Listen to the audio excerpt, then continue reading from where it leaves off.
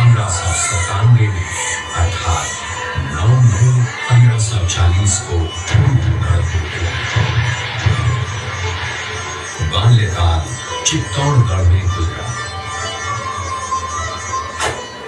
सन 1567 में अकबर ने जब चित्तौड़गढ़ पर आक्रमण किया तो मेवाड़ के प्रमुख सरदारों और सेना नायकों के आग्रह पर महाराणा उदय सिंह ने चित्तौड़गढ़ छोड़ दिया। अपने देश, कुल, गौरव और मातृभूमि की मर्यादा के लिए प्राण न्योछावर करने वाले योद्धाओं और लड़नाओं से प्रताप ने न केवल सीख ली बल्कि ये घटना उनके जीवन का आधार बन गई।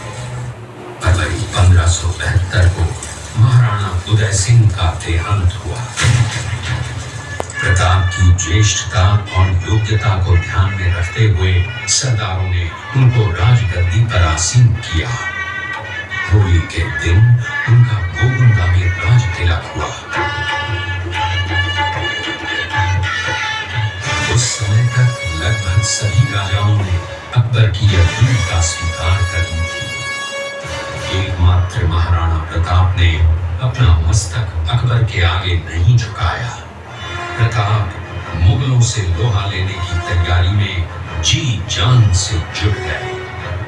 18 जून 1576 की सुबह हल्दी घाटी और खमनोर के मध्य एक मैदान में ऐतिहासिक युद्ध हुआ।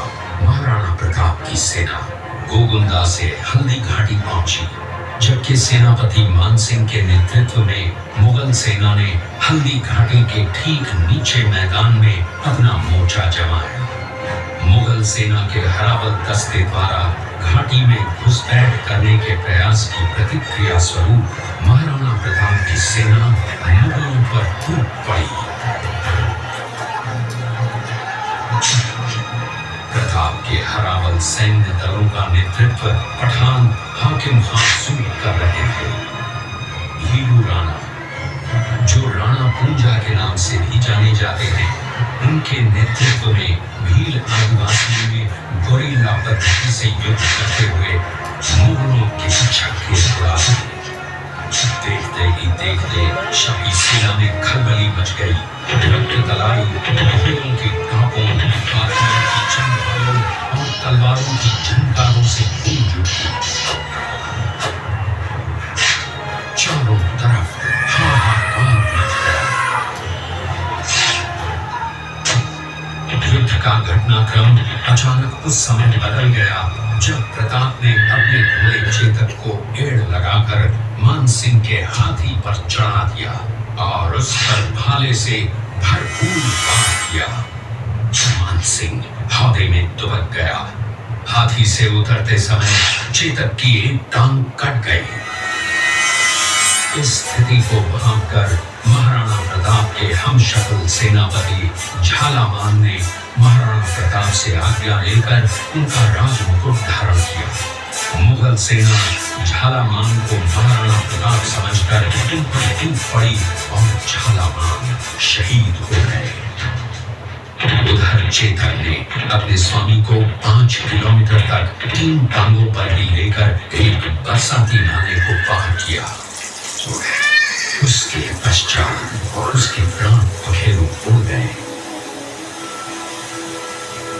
इस युद्ध से महाराणा प्रताप के मन पर गहरा प्रभाव पड़ा। परिणाम स्वरूप उन्होंने मुगलों पर विजय प्राप्त करने तक राजसी ठाट बाट छोड़ने और पत्तों पर भोजन करने का प्रण लिया, जिसे उन्होंने जीवन भर निभाया। महाराणा प्रताप ने अपना सैन्य बल बढ़ाकर सर्वप्रथम अरावली पर्वत की घाटियों में बसे दिवेर पर चढ़ाई कर विजय प्राप्त की। इसके बाद कुंभलगढ़ पर भी विजय प्राप्त की। सिर्फ चित्तौड़गढ़ को छोड़कर सारे मेवाड़ को अपने अधीन कर लिया। कालांतर में महाराणा ने चावंड में अपनी राजधानी स्थापित की।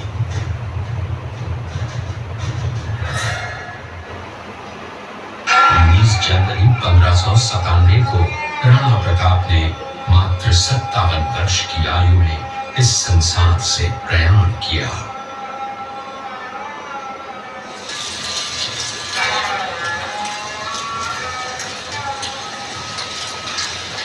हल्दी घाटी का युद्ध एक सांप्रदायिक युद्ध न होकर आत्मसम्मान, मातृभूमि की स्वतंत्रता व स्वाधीनता का संघर्ष था। इसका प्रमाण ये है कि जहां पर अकबर की सेना के सेनापति जयपुर के राजा मानसिंह थे, वहीं पर महाराणा प्रताप की सेना के सेनापति काबुल के हाकिम खां सूर थे। महाराणा प्रताप स्वतंत्रता की वेदी पर एक ऐसा अंगारा था जो आत्मसम्मान व देश गौरव के लिए दिन रात जलता रहा, धड़कता रहा और अंत में बुझकर भी उसने देश में ऐसा लौह भर दिया जिसकी प्रखर किरणों ने भारत माता को गुलामी की जंजीरों से मुक्त कराने के लिए सदा प्रेरित किया।